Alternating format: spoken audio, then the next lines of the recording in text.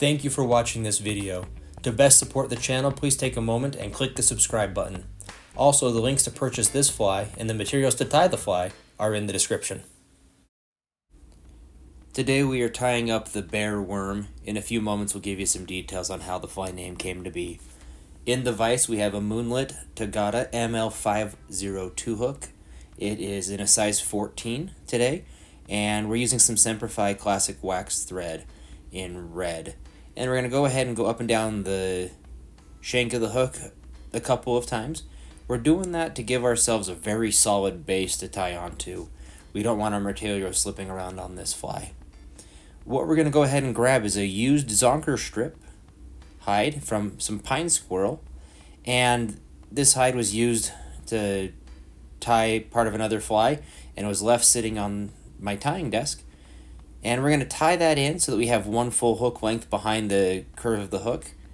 And we're going to start at the front and work our way back. It makes it really easy to tie the materials in at that point. And now we're going to check to make sure we haven't gone down the jig portion of the hook at all. And we haven't, so we're going to tie this in nice and tight.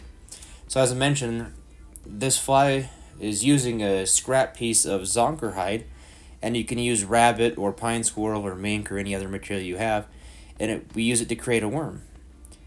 And what we're doing here real quick, before I get sidetracked any further, is we're creating a dubbing loop, and we're using some pine squirrel fur, and we're going to stick that in the dubbing loop and spin that around the hook to give ourselves kind of a fuzzy worm.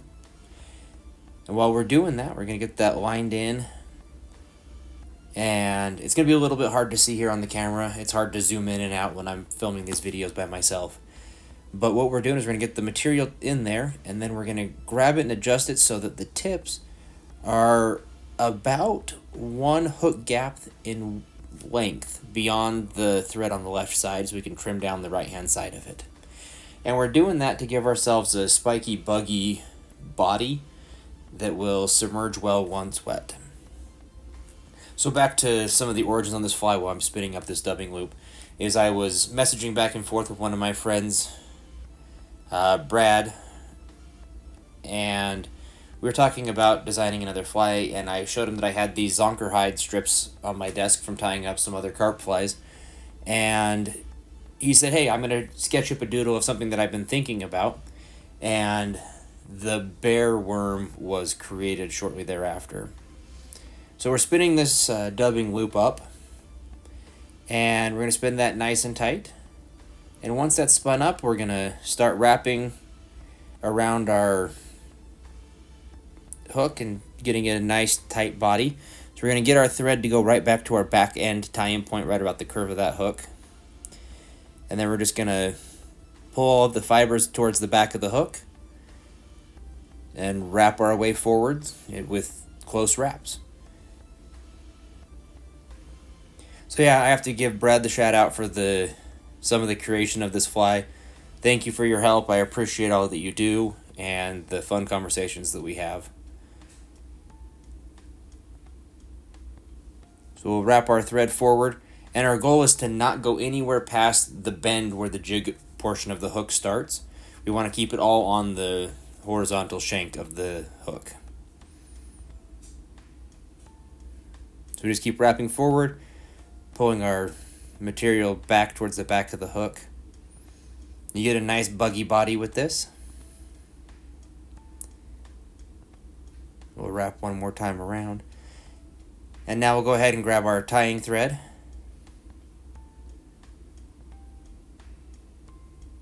That we caught on our dubbing loop tool. We're going to get our tying thread. Get it free from the mess that we have going on. And then we're going to go ahead and catch the dubbing loop with a couple crossing wraps so that it stays in place. And now we'll grab our scissors and trim out the dubbing loop. Sorry for the slow pause there. We'll brush our fibers back, make sure everything's lined up and staying on top of the hook shank. Do a couple quick wraps to further pull some of those fibers back away from the hook. Make sure everything's staying where we want it to. And now we'll go ahead and grab our whip finish tool.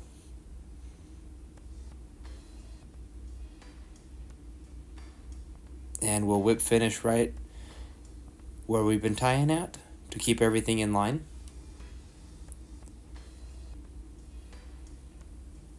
Now we'll go ahead and trim out our tying thread. We're going to go ahead and make sure that our fly is the correct proportions. So instead of just snipping right here, like I was going to do, we're going to grab a hook and make sure that everything is the correct sizing. So I'll measure right up against the back, and that's the right length. We already measured it, and we'll take our hook, pin it up towards where the eye is, measure out to the front of the hook, snip that off so that we have one hook length in front and one hook length in behind.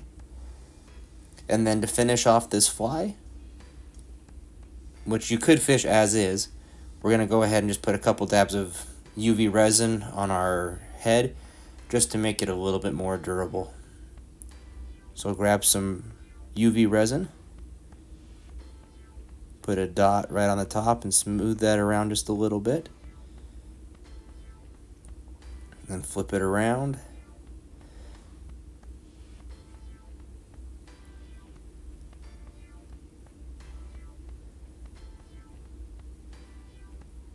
And then come back in, get a little dot right there. Now grab your UV light and zap the resin so it cures up, and you now have a finished bear worm. Hopefully you enjoyed the video. Please take a moment to subscribe to the channel if you haven't, and if you'd like to purchase any of the materials to tie this fly or the fly itself, please click the link down below and I'll take you to our blog post with the details.